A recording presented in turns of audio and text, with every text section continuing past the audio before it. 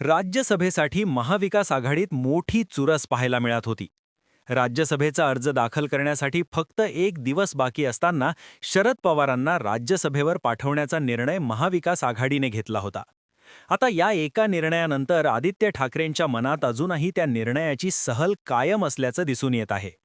महाविकास आघाडीमधील सर्वात मोठा पक्ष असताना देखील तिसऱ्या पक्षाला संधी मिळाली आहे आणि फक्त वाद नको होता म्हणून काँग्रेस आणि राष्ट्रवादीच्या निर्णयाला संमती दिल्याचं आदित्य ठाकरे म्हणालेत.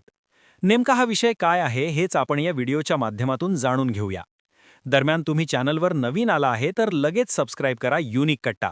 असे राजकीय घडामोडी आणि घडामोडींमागील राजकारण आम्ही नेहमी तुमच्यासाठी घेऊन येत असतो. माझं नाव ओमकार साळवी आणि या विषयाला आपण सुरुवातीपासून सुरू करूया. तर मंडळी, राज्यातील राज्यसभेच्या 7 जागांपैकी एका जागेवर महाविकास आघाडीचा उमेदवार खासदार म्हणून जाणार होता. या जागेसाठी आदित्य ठाकरे अगोदरपासून आग्रही होते. प्रियंका चतुर्वेदी यांची टर्म संपली असल्याने त्यांनाच पुन्हा राज्यसभेवर पाठवावं असं शिवसेनेचं मत होतं. आदित्य ठाकरे यांचं म्हणणं होतं शिवसेनेचे जास्त आमदार आहेत आणि परत मागच्या वेळी शिवसेनेने त्यांच्या स्वतःच्या जागेवर राष्ट्रवादीच्याच नेत्या फौजिया खान यांना राज्यसभेत संधी दिली होती. त्यामुळे आता तरी ही हक्काची जागा त्यांना परत मिळावी असं आदित्य ठाकरे यांचं म्हणणं होता. परंतु त्या जागेसाठी शरद पवारांनी निवडणूक लढवावी असा निर्णय राष्ट्रवादीच्या पक्षाकडून घेण्यात आला आणि नंतर महाविकास आघाडीने त्यांच्याच नावाला पसंती दिली. शरद पवार यांच्यासारखा मोठा नेता निवडणूक लढवणार असल्याने ही निवडणूक बिनविरोध झाली पाहिजे असं सत्ताधाऱ्यांना देखील वाटत होता. मुख्यमंत्री फडणवीसांना देखील यात काहीच संघर्ष नको हवा होता. राज्यसभेची निवडणूक त्यांना तरी बिनविरोधच करायची होती. फडणवीसांना बिनविरोध करायची होती अशी राजकीय वर्तुळात देखील एक चर्चा सुरू होती. मात्र या सगळ्यात आदित्य ठाकरे नाराज आहेत अशी चर्चा सातत्याने सुरू होती.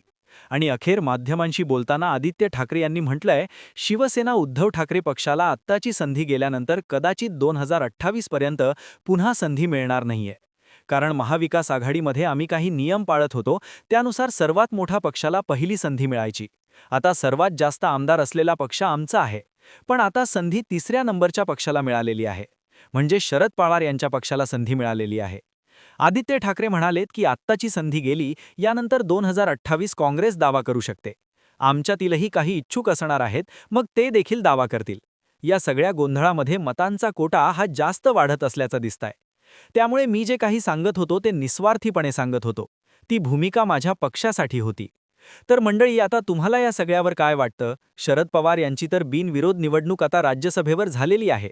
आदित्य ठाकरे यांचं म्हणणं आहे पुढे जाऊन राज्यसभेवरती 2028 काँग्रेस पक्ष दावा करणार आहे आणि त्यावेळेला मग आमच्या पक्षामध्ये देखील संघर्ष निर्माण होऊ शकतो.